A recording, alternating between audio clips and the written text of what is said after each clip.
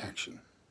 Hello boys and girls, today we're reading A Place for Pluto, written by Steph Wade, art by Melanie Deemer. Our Black-Eyed Susan picture book nominee, A Place for Pluto. A Place for Pluto, written by Steph Wade and illustrated by Melanie Deemer. To Lincoln, Xavier, and Sawyer, I love you to the Cupiter belt and back. To my parents, whose support for me is out of this world. For the better part of forever, Pluto was a planet, one of the famous 9.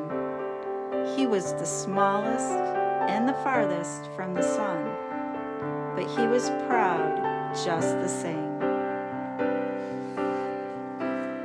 Then one day, Saturn, with her rings flashing, and Jupiter, with his entourage of moons beside him, told Pluto the worst news ever. You're not a planet anymore.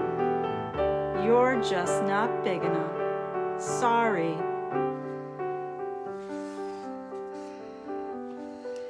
Even though Pluto orbited around the sun and was mostly round, the creatures on Earth decided he was too small. But I'm in all the school books. Time to rewrite history. I don't have time for this. I've got visitors to prepare for.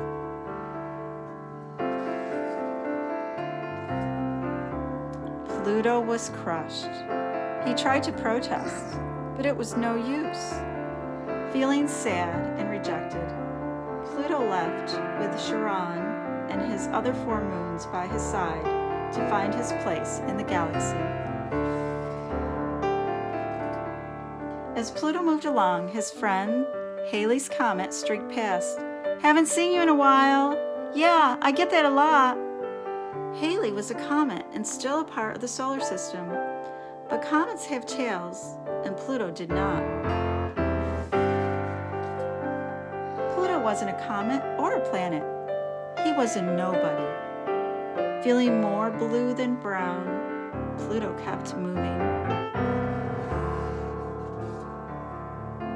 When Pluto saw Gem, Percy, and Ori crashing in as dusty, rocky comet tails, he wondered if he could join them. The meteors were always having fun and clowning around. This time they were trying to smash into Earth. You should try this, Pluto. No thanks, Earth. It's kind of like a mother to me. Then Ida the asteroid ordered by. Pluto and Ida were nearly the same size. Pluto thought he finally figured out his true identity. Hey Ida, do you mind if I join you for a spin in the asteroid belt? Wish you could, Pluto, but the rulebook says rocks only. You know, asteroids are rocks, right? Pluto wasn't a planet, or a comet, or an asteroid. He missed being a planet. He missed his old friends. He missed feeling like he belonged. Too small to be a planet, too big to be a rock. I used to fit in here, but now I do not. No one in the solar system was a match for Pluto. He spun around the sun like everyone else, but he wasn't a planet or a comet or an asteroid or a meteoroid. Pluto had nowhere to turn. He was about to give up when he saw someone he'd never seen before. He felt like he was looking in a mirror. Pardon me if I sound rude, but what are you? I'm a dwarf planet. My name is Eris, and these are my friends, Humia, Maki Maki, and Ceres. Pluto stared in wonder at the 4 dwarf planets.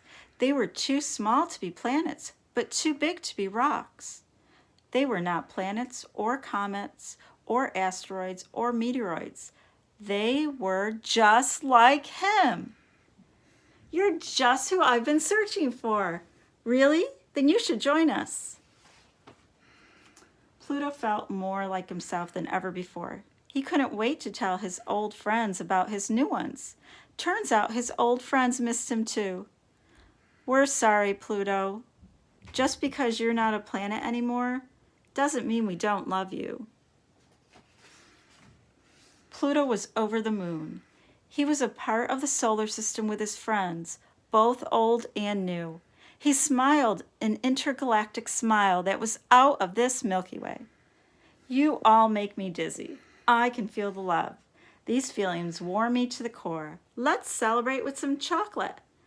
Dwarf Planet has a nice ring to it. I'm so glad you're making friends, honey. Neighbors forever. Dwarf Planet rocks. Glad you're not feeling blue anymore. Not that there's anything wrong with that. Way to go, little man. Till we meet again.